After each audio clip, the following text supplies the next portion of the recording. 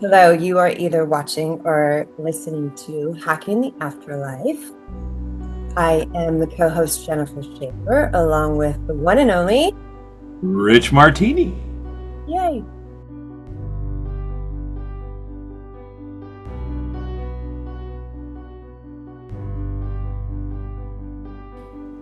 Hello, Jennifer. How are you? I'm doing fabulous.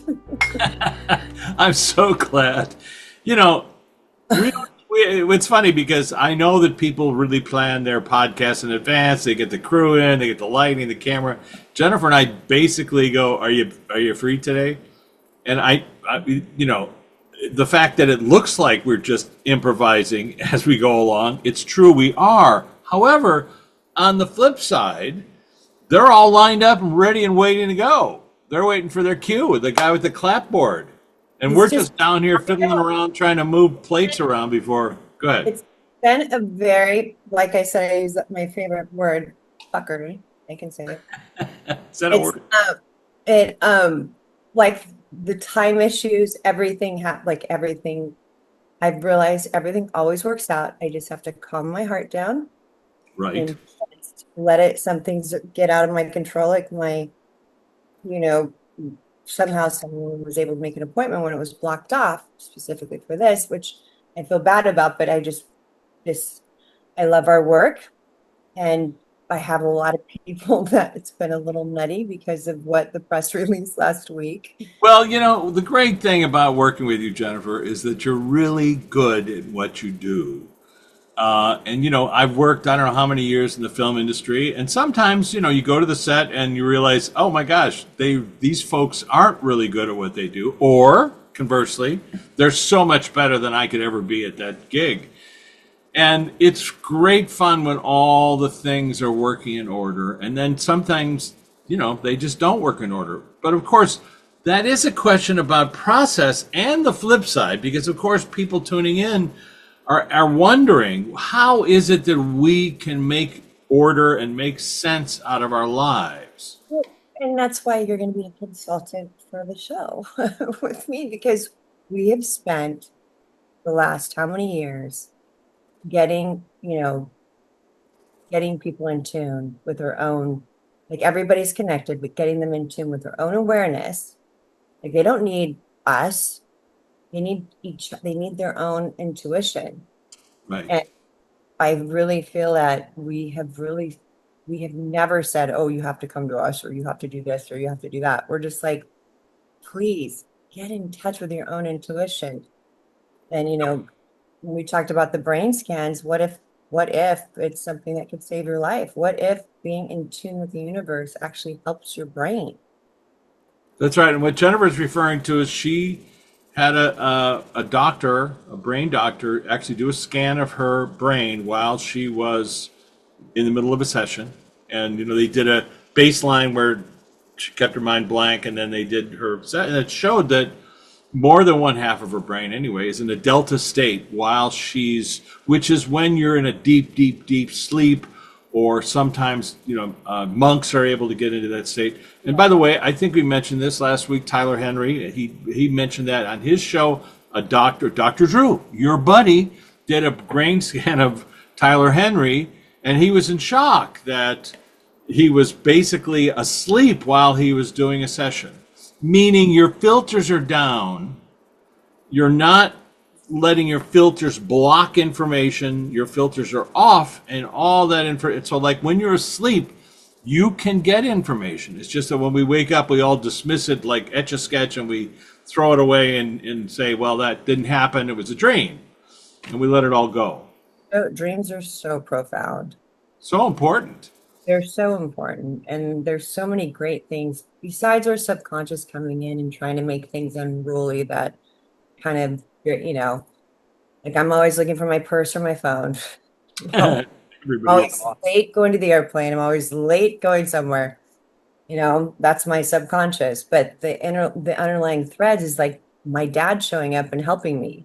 And I'm like, oh, this is amazing, and then and realizing that that's a visitation. And like each time that they come in, they're getting better and stronger, which I've learned. No, I think that's fascinating. And I was talking about it with someone today where we were talking about the idea of your frequency. And so somebody coming in for a visit, what I was trying to explain to them was if you think of it as a frequency, like my voice right now, there's a frequency to my voice. What are those notes are? Their Yep. frequency might be exponentially faster than ours because once they're off the planet, they're moving at a different rate. So their frequency may be up here somewhere, and we don't really connect to it because we can't hear it at our slower frequency. So they have to slow themselves down so that they can communicate to us. And it's only a few words that they can imagine what that's like for them, traveling at supersonic speeds to slow themselves down. And how many words can they get out? Like, slow down, Jennifer. Don't get in that red car, or whatever that is, whatever they want to tell you. I use something that I know about Jennifer. But anyway, the idea is it's another dimensional frequency conversing with us. Don't judge it, try to interpret it, and then also ask your brain to like let go before you go to sleep and show me what it is they're trying to tell me. I want to hear about how is George Norrie? How's he doing? How's How how is your meeting with George? George Norrie? I had it was really great. It was really fun. It was I'm still out of it a little bit because it's the middle of the night. I But it know was I really fun. And George asked me all those questions about how we met, about our journey together, and he asked questions about how I got interested in the topic of talking to the other side, and so I was able to talk about Luana. And something interesting happened while that occurred, and I just want to maybe we can talk to Lou about it. But when her name came up, I had this almost like a symphony of violins suddenly descend upon me, like all these instruments, and I could feel that connection or vibration. But it wasn't happening when we were talking about Amelia or the book She Was Never Lost, etc. But it happened when I mentioned her name. And so I don't know, is Lou around? like to what she's showing me.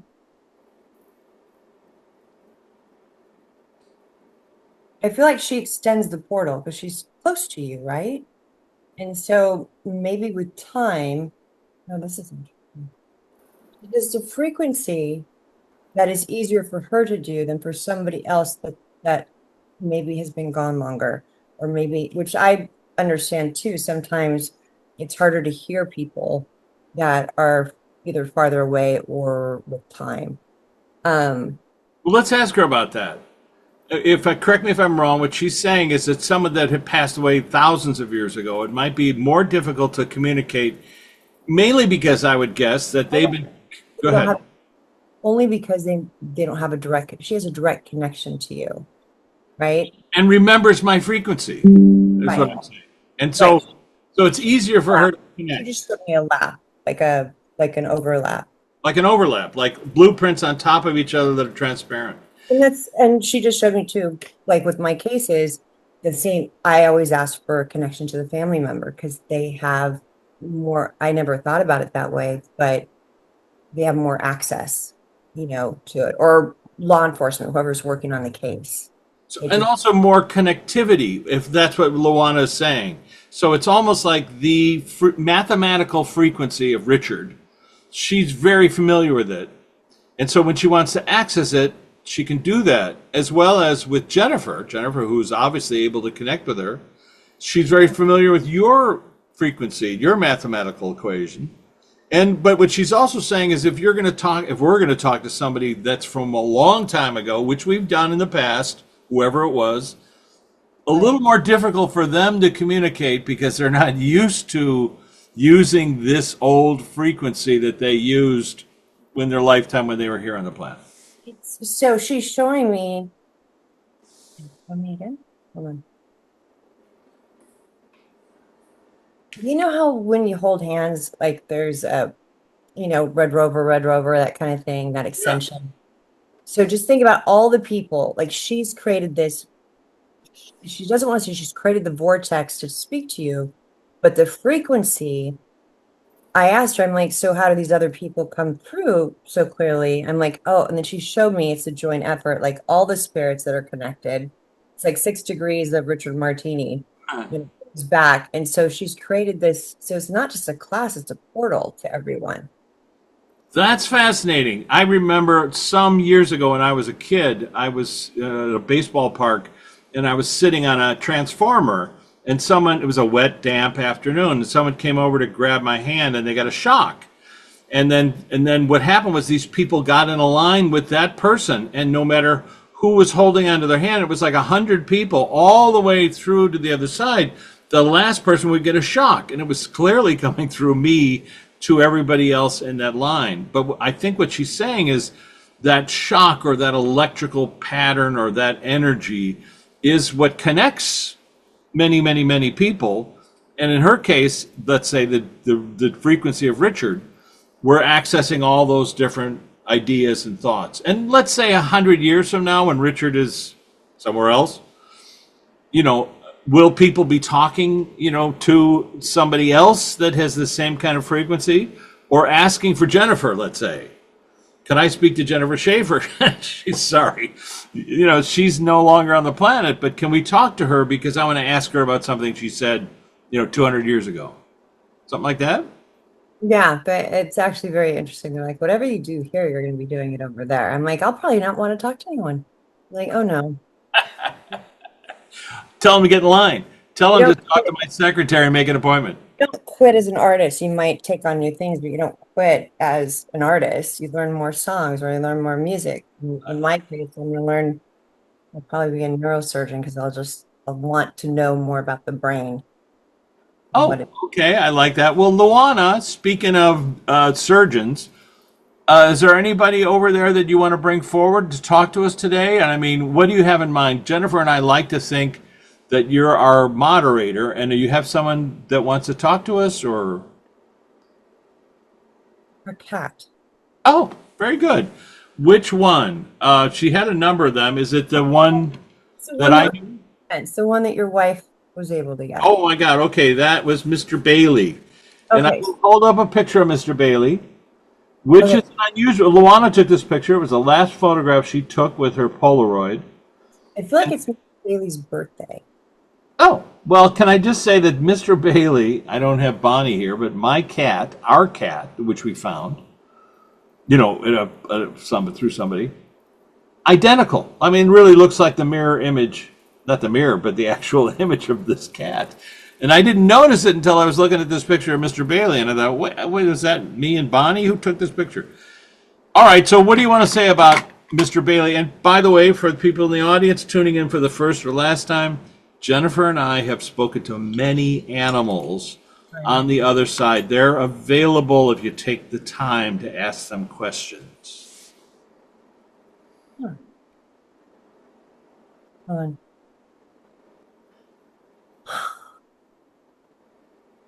That's a sigh. What? They're not going to change the answer because I'm waiting for it to change. It's not changing. It keeps coming through the same way. And I know better. I know better. If I keep discounting it, then they're going to be like, okay, well, I'm not going to talk to you anymore. So they're saying pay attention to the animals. The animals know when earthquakes are happening. They know when tsunamis are happening. You'll never see a bird at the beach if a tsunami is coming. That's one of the things you have to look for. Pay attention to what's happening to the animals and to our close animals. And I'm like, what are you saying? Are you saying there's going to be an earthquake? I go to the worst possible thing and like, no. But it's good to pay attention to our animals. I'm not quite sure how I feel about what they're saying. So Okay, so well, let's hold that thought for a second, because I understand what can happen when you go down the path of, like, are we talking about a catastrophic event? And speaking of a cat, that's a catastrophic event. But let's not go there yet, okay? Let's just go where we can go. she Which, agreed. oh, she agrees with me. Okay, so let's go where we can go, which is, so her cat, Mr. Bailey. Luana passed away in 1996. Bailey left the planet some years after that, I can imagine. I don't know when, because somebody else took care of Mr. Bailey. So, Mr. Bailey, would you mind talking to us directly? Sure. Bailey and Hira are here. Hira finally let Mr. Bailey go first. Okay. So, Hira, for those tuning in, Robert Town's dog, Robert Town, the screenwriter of Chinatown, my old boss. I walked Hira a lot. I know a lot about him. He started showing up when Robert was still on the planet and proved to Robert that we could communicate. Go ahead. And not just catastrophic events, but animals also mimic their own owners. Like a lot of times when an animal is highly allergic to something, somebody's body, the owner of the owner of that animal might have allergies or might even have cancer. It happens all the time. Well, like dogs can smell cancer. We know that. Well, cancer and sometimes they get cancers, So let's set aside whatever the trauma is that's in your mind, right? Just set it aside. We'll get to it. But let's go to Mr. Bailey. What is it that you want to talk about, Mr. Bailey, from your perspective of how many lifetimes have you had with Luana? More than you can count. More than I can count. And so when she found you, are you saying you found her or your higher self communicated with her to find her? He finds her every lifetime. Okay. And had you had more than one lifetime with Luana while she was on the planet? Because she had other animals. They weren't as good as Bailey. They weren't as interesting or as good as Mr. Bailey. Mr. Bailey's like, And so, go ahead, Mr. Bailey, just clarify this comment. soul groups, just like he's showing me, just like we have children, some people have one child, some people have two. And in my family, there was 7 of us. We're part of a soul group. So we each have different, there's also one that's usually the leader of the pack, and that's Mr. Bailey. All right, so let's just clarify that a little bit. And soul group is a term that I know Michael Newton used quite a bit. The idea that you have a group of individuals that you always reconnect with if you can. Some of them are busy doing something else. They don't have to reconnect. But what Mr. Bailey is saying, that you might have a group of humans that you normally hang out with. And this is true in Jennifer's case, correct? With the animals she's had, correct? Yeah, Chloe actually showed up with them, which was sweet. Okay, and that's why I mentioned it. And so Hira, for example, you have your soul group of her legs hurt. Her hip joints hurt. My husband had to have a hip replacement. That was like his dog. Wow, that was like a kind of an unusual connectivity there. Yeah. Well, so then, do you have any questions for Chloe? Do you have any questions for Hira? Do you have any questions for Mr. Bailey? Yeah, we know what our job is when we get here. It's so funny how humans forget. You mean their filters kick in and they forget the previous lifetime with you? Or they just forget what their purpose is. Oh, okay. And the word purpose is so key because animals report they incarnate based on purpose. What's the purpose of their journey? Whereas we come back, we forget what our purpose is, and we kind of try to learn lessons that we can overcome, etc. So let me ask you, Mr. Bailey, is it true that animals understand incarnation, but humans do not? Yes. Okay. And we've heard that before. And the reason I ask that is because it's important. They also see the other side where we have I don't have my filters up, but 99.99% of the planet does. Yeah. All right. So now that I have Mr. Bailey and Hira and Chloe and probably Sam, my dog, let's put them all here together, all 4 of them, if you don't mind. And now I'm going to go through each one of you, one after the other. Lou, you can help this communication. What? Sorry? Like Sam keeps barking at people. It's kind of funny. Well, that's all right. That's what Sam would do. Hello, Sam. By the way, Sam showed up in a guided meditation I was doing with the author, Steph Arnold, and her guide. I love Steph. I love Steph. She said, I was talking to her council member, and I said, how do you know about my work? Because she was saying, I know all about you, Richard. And because Steph didn't. So how could that possibly be? And she showed her Sam. And Steph was saying, I'm seeing this dog. His name is Sam. And da-da-da-da. I said, wait a second. You're telling me you know of my work through my dog, Sam, who passed away 40 years ago? And she said, I know you don't believe it, but that's the truth. So I'm going to ask these guys, taking it away from Jennifer, is there something you're warning us about that we need to be aware of? Yes or no? No. No. Okay. So let's set that aside. There will be earthquakes, and there will be tsunamis, and there will be who knows what event. But there's nothing that we need to really worry about. However, this is key. They're trying to say, and I think it's important to hear, that they can sense the frequencies of the earth in a way that we cannot. Days before, even. Say again? Days before, even. And so, way before. And so, but the question I think is, should people who don't have animals get an animal because that's going to help them access the afterlife? Their purpose, yes, because it helps them connect to love. And when you connect to love, that's when you connect, when you know that there's something more than just yourself. And when you have a dog or a child, I'm not trying to, please don't get mad at me for comparing dogs to children. Arf. Arf. Or bitches, whatever. But hold on. We bring unprecedented amounts of love, even though like certain cats can't really show it, but they're there. Unless we are in some way brutally harmed, where we get, of course. No, I understand, which makes our life not, and we're not able to access anything but what's happening. By the way, humans are the same way. What are? Humans, if you think about it, It's true. when you get hurt or when you go through trauma, it tends to do things to you. It clouds our ability to communicate with the other side. But I just want to ask this, and I guess it's to Mr. Bailey and Hyra.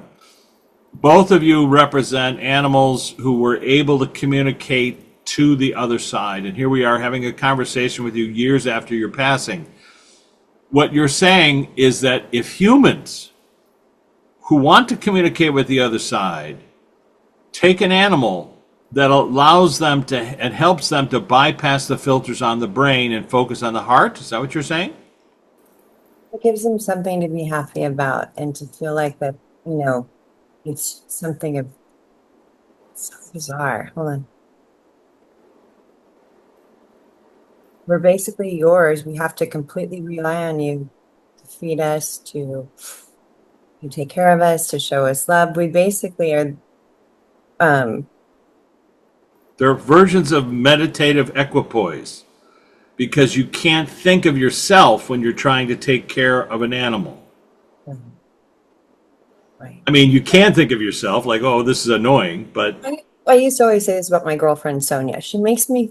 I'm like, it's like having a dog. She forces me to go out and meet people in my own, area where I normally wouldn't. She's like, we're going here, we're going to go there, we're going to go. And dogs force you to go out and meet people. yeah, to get outside yourself. Wow. Well, that is pretty profound, Mr. Bailey. I appreciate that. Luana, is there anybody else we need to speak with on your VIP list, your guest list? Why? Why? I'm not thinking of this one. Ronald Reagan. Ronald Reagan, please don't judge it. Please, Mr. President, we're I'm so not- I'm happy. like- Listen, you know what, Jennifer, you and I have talked to many presidents. We don't judge it. We try not to judge it. And my wife saw Ronald one day in her office. I'm sure he doesn't remember that, but let's have a discussion with Ronald. I know we've talked to your wife because she came forward at one point and said, you should be talking to me because I'm the one who believed in Satan. Right. That's true. But I just saw my dad get super excited. I mean, he was just. So, Mr. President, let's have you weigh in. Please, sir, what is it you want to talk about? And the floor is yours. I want to say that not everybody believes in the same way a president believes in. Everybody needs to get out of judgment of their political parties. Get out of judgment of their political parties. Yeah. When people think of you, of course, they think of you as a political person. I happen to know that when you were the head of the Screen Actors Guild, you were a Democrat for many, many years. You became a governor, and it became a tax issue. I know that about you, and eventually you became a Republican. As we know, do you feel that the people around you in your administration had the best interests of the country at heart, or do you feel like that some of them might have used you or abused your kind-hearted demeanor? We had unique exchanges. What do you mean? There were a lot of things that nobody knew about when he was president. Sure. Anything you want us to know about now? Not every decision I made was a good decision. Well, that's allowed, I assume. At what point did dementia start to affect your decision-making process? Early on in your administration or later?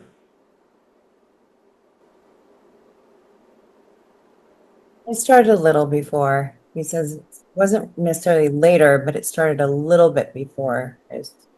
I understand. In the current administration, the president had his father had dementia. We've spoken to his father on the other side.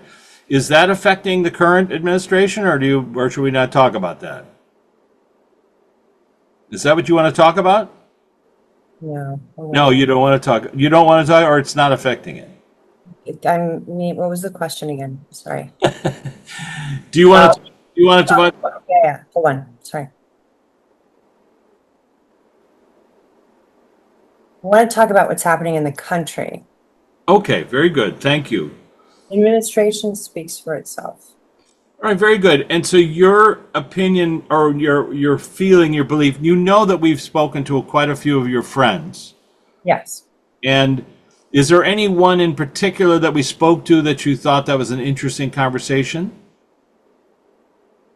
Don't judge it. JFK. Okay, very good. And we've had since our conversation with JFK, because we talked to him about his life and his journey, and it was very unusual because he was not connected to his assassination in a way we thought he would be, because as he put it, he killed quite a few people in World War II, and that happening to him wasn't that unheard of. He didn't want to focus on it. But please, sir, you want to talk about the division in the country between people. Is there anything we can do to heal that as a nation? This is the time where we really need to help heal everyone or really, irrespective of their political parties. He's saying, you need to find it in your heart to move away from bias or being biased. I'm sure you're aware it's very difficult in today's day and age for people to do that. But let's talk a little bit about your journey, if we can. Who greeted you when you crossed over, sir? When you left the planet? There's my family. His dad told him not to be bothered that he's not going to have his body anymore. He's shown me he was already up there. So he was Oh, already I see. Oh, wow. gone. And so all of a sudden it's like a rubber band snapping. That's very interesting because he had dementia late in life. So Right. you're saying a higher percentage of your conscious energy was already outside your body. You tapped your nose. That's correct. And so are you hanging out with Nancy? I know that you guys had a unique relationship and it's not necessary that you're always hanging out, but are you? Yeah, they're planning their next incarnation. Okay. And have you guys incarnated together before?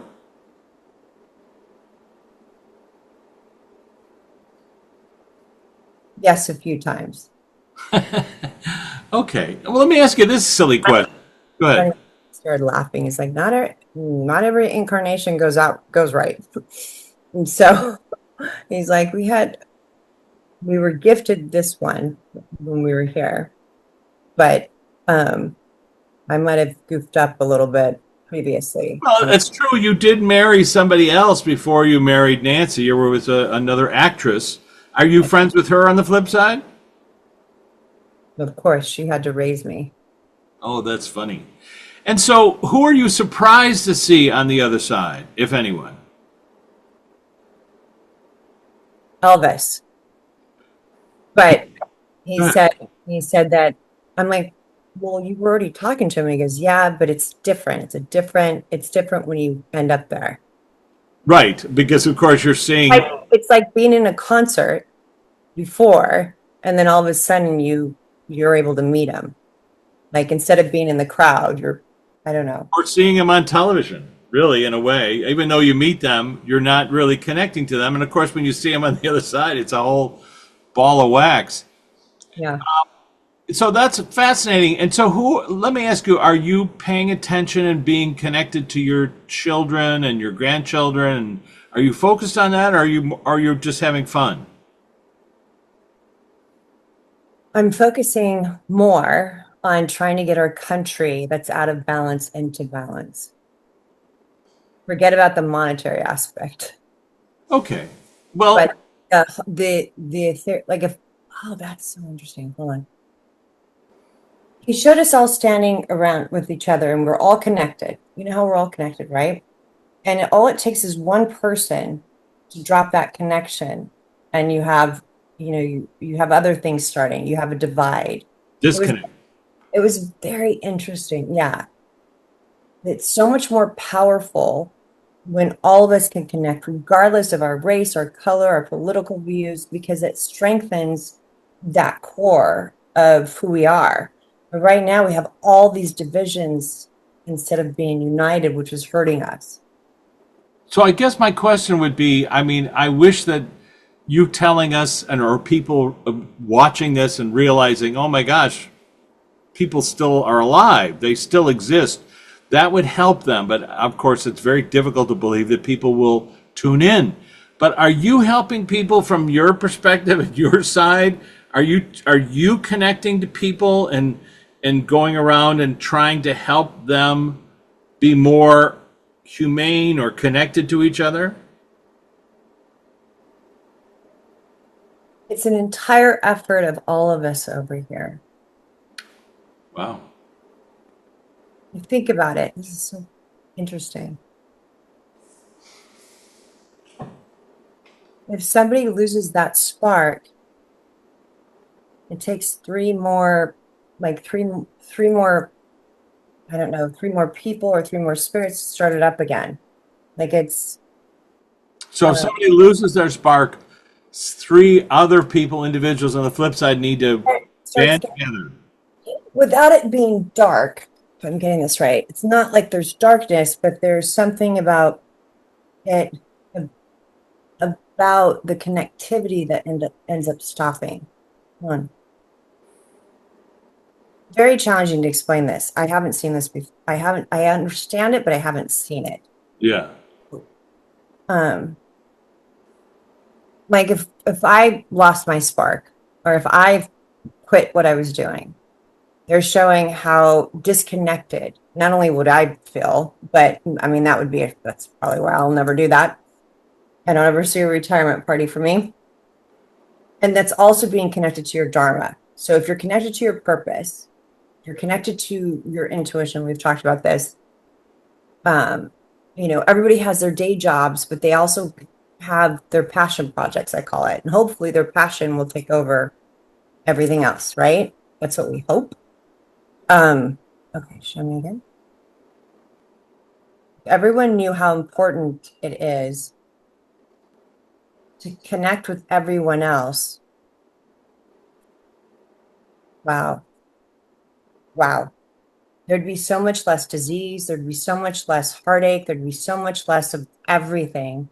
And then what he showed me is how we're a reflection of our planet, and our planet's a reflection of us. The things that are happening right now are a little bit wonky. Chaotic. Yeah, wonky.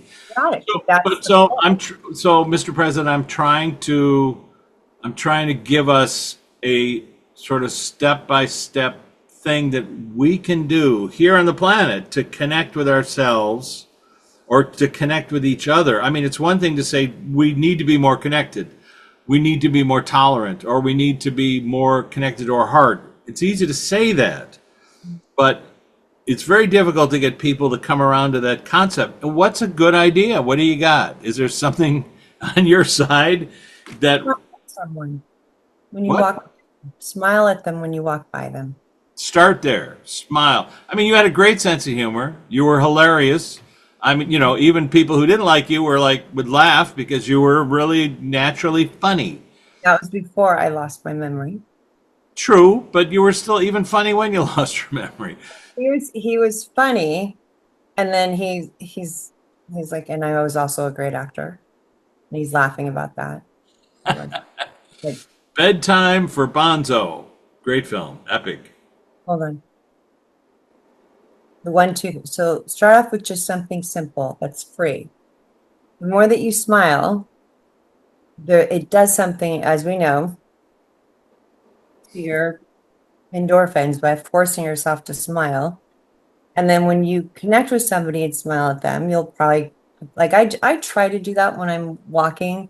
I'll look at somebody and smile at them, just because they don't expect it. And it does. It just that little smile or that little opening up a door for someone or a little old lady, Yeah. or you showing me or taking out somebody's groceries if you see them having a difficult time with their, groceries. And he goes, you'll probably get hit by somebody. They'll probably think you're stealing it, but just Well, try I'll out. give you an example. Jennifer talked about her flat tire when she went up to Salt Lake City. And the next day, I woke up and I had a flat tire. It was like she had somehow inspired a nail to go. Anyway, so I went over to Pep Boys in Santa Monica. I And was at Pep Boys. I was actually at Pep Boys in Utah. it's funny. And this woman behind the counter was really kind of unhappy, just in general. She just seemed very short. And every sentence I started, she cut it off. And eventually we got out to my car and she opened up the car door and she wasn't listening to anything I was saying. And she saw a CD that I had in the car of Robert Johnson, the great blues player. And she went, "Oh, you have Robert Johnson." And something in that tone of her voice made me ask, "Are you a fan?" And she went, "My husband stole all of my CDs." And so I picked it up out of the car and I handed it to her. And I said, "Here, this is from Robert Johnson. He wants you to have his music. And when you play it, remember, he's always there." And the look on her face just transformed. And she went back into Pep Boys and she started shouting at people, "Hey, look what I got. Look what I got. Robert Johnson." She was so excited, but I heard it. I heard it in my head, like, give her the CD. Because that was just the tiniest gesture. I mean, I listened to it. I loved it. It was great. I bought it at, a bargain bin somewhere. But How happy was she? And how, like, today I was driving by Pep Boys and I thought, I know she's changed. I know her world has changed because that anger that she had towards her husband who took all her CDs, it's just a chink in that armor, slowly but surely. So find the chink in people's armor. Ron, I understand that's a tall order, and I know you'd love to have, but of course, as we know, Ronald, and I'm sure you're aware of this now because you're aware of all your lifetimes, there is no drama without conflict. And we choose lifetimes with conflict so we can explore and learn and be different. And isn't conflict easier when you're connected? it's true, but we do need to learn lessons. And there's people out there right now doing a really good job of making us learn lessons. I am going through a very challenging time not interfering with my son's school. Oh, I'm sorry to hear that. You But know, so Ronald, I have to let him do it. so what's your opinion of that observation, which is you chose a lifetime in an era that was conflicted. We are in a conflicted era. Isn't that part of our journey? Always. He just wanted to give some advice on what could make it better. I love getting in a philosophical debate with the president who used to be on the planet. I pay attention to the other side, but all of this, even though I haven't heard the way that he speaks before, I've never heard that before. It's fascinating to me to hear. Now, do you see him as a young man or a middle-aged or older man? I see him the way I remember him. He showed up. It was just With a twinkle in his eye. like, oh, Ronald. What? I'm like, oh, Ronald, this is so wonderful. I have never, and then I saw my dad get like super excited over there, and I would have never believed it if it wasn't, I tend to believe that my dad's there during our class. Like he was a big fan of, Sure. Who wouldn't be? but anyway, Well, Luana, how is it that you let Ronald Reagan on your guest list? What happened there? Did he elbow his way in? Maverick brought him in. John McCain brought him in. Okay, John McCain, do you have any words you want to say, sir? We've had a number of conversations with you. He said he couldn't have said that this is the whole reason. He's like, I brought Ronald in is because I wouldn't have been able to say this without going a little bit Dark. crazy. By the way, John, It's like this. You could go, whoop. but hang on a second. Your chief of staff or your assistant, I can't think of his name right now, but was quoted talking about the current administration in a very scathing way. And I'm just curious, your opinion. You know who I'm talking about, even if Jennifer doesn't. I want your opinion about what this guy had to say. Was it accurate, right on the money? Do you support it? Not only do I support it, it was time for him to say it. I don't know what it was either. Okay, Jennifer does not know what it was. Not only do I support it, but it was time for him to say it. So, when you have trying times, that's when people learn the most about spirituality, about opening their heart up to other people. Jennifer tapped her nose. Any last words? How about other than goodbye, partner? Ooh. Don't allow what you think is dark to make you go dark. We like that. Now, is that John McCain or Mr. Bailey? It was both. It was Ronald Reagan and John McCain. Oh, Ronald Reagan, John McCain. Okay. I wish I could show you what they showed me inside my head. They give me visuals, like they're just saying, if you start playing the same way they play, you just like them. You're just gonna end your feelings, your energy is gonna match their energy, which makes them stronger, not you. Beautifully said. So he showed me, he showed somebody's light going dim because of the anger rising. And so that doesn't help you. That doesn't help our country. We just have to, and that's why they came in. Well, start being nice. Try to be nice. See how that takes. See how that works. See how that works for you. Well, we thank you, Mr. President, and we thank you, John McCain, Mr. Almost President, and we thank you, Mr. Bailey, President of Cats, and Hyra, dog extraordinaire, and your dog, Chloe, and my dog, Sam. All of you, you're always welcome. And Luana, we wouldn't be here without you. So, God dang it, thank you so much for being here. It was wonderful. That was really cool. Thank you, Jennifer. This has been Hacking the Afterlife podcast with Jennifer Shaffer. For more information, jennifershaffer.com, martinizone.com, or richmartini.com. Hacking the Afterlife documentary is available on Gaia.com via Amazon Prime.